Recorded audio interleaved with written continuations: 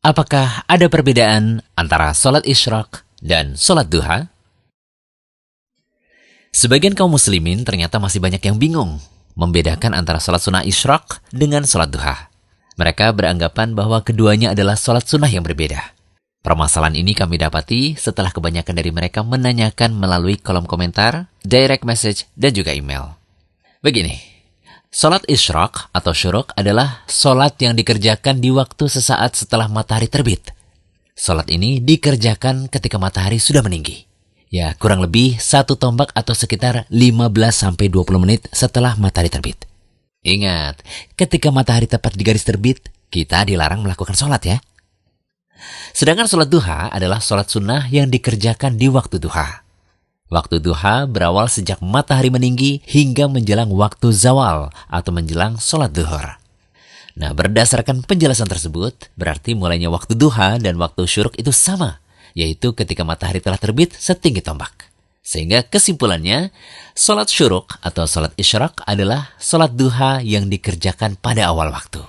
Dan orang yang mengerjakan sholat isyraq, hakikatnya dia sedang mengerjakan sholat duha. Dalam hadis Abu Umamah, sholat isyraq disebut dengan subhatud duha atau sholat duha pada awal waktu. Lalu bagi orang yang sudah mengerjakan sholat isyraq, bolehkah mengerjakan sholat duha lagi? Perlu diketahui, sholat duha tidak harus dilakukan di satu titik waktu, tetapi boleh dikerjakan di sepanjang rentang waktu duha, yaitu sejak matahari setinggi tombak hingga sebelum waktu zawal atau matahari akan jatuh ke barat. Karena itu, bagi yang sudah mengerjakan sholat duha di awal waktu, dia boleh mengerjakan sholat duha di akhir waktu. Misal jam 6.30 pagi ia mengerjakan sholat isyraq, maka ia boleh mengerjakan sholat duha lagi pada jam 10 pagi. Adapun tata cara pelaksanaan sholat isyraq adalah sebagai berikut. Yang pertama, sholat isyraq dilakukan sebanyak 2 rakaat. Gerakan dan bacaannya sama dengan sholat-sholat lainnya. Kedua, sholat isyraq disyariatkan bagi orang yang melaksanakan sholat subuh berjamaah di masjid. Lalu ia berdiam untuk berzikir hingga matahari terbit.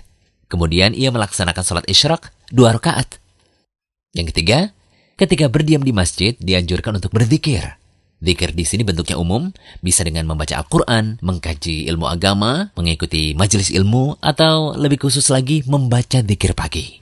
Yang keempat, sholat isyraq juga bisa dilakukan oleh wanita yang sholat subuh di rumah. Karena tempat sholat terbaik untuk wanita adalah di rumahnya. Seorang muslimah yang telah mengerjakan sholat subuh, ia bisa berdiam diri di tempat sholatnya dengan membaca zikir atau Al-Quran. Lalu setelah matahari setinggi tombak, ia mengerjakan sholat isyraq. Amalan seperti ini dijanjikan akan mendapatkan keutamaan sebagaimana disebutkan dalam hadis dari Abu Umamah radhiyallahu anhu. Rasulullah SAW bersabda, barang siapa yang mengerjakan sholat subuh dengan berjamaah di masjid, lalu ia tetap berdiam di masjid sampai melaksanakan sholat sunnah duha, maka ia seperti mendapatkan pahala orang yang berhaji atau berumroh secara sempurna. Masya Allah, ternyata pahala haji dan umroh bisa kita dapatkan setiap paginya dengan melaksanakan sholat isyraq ini.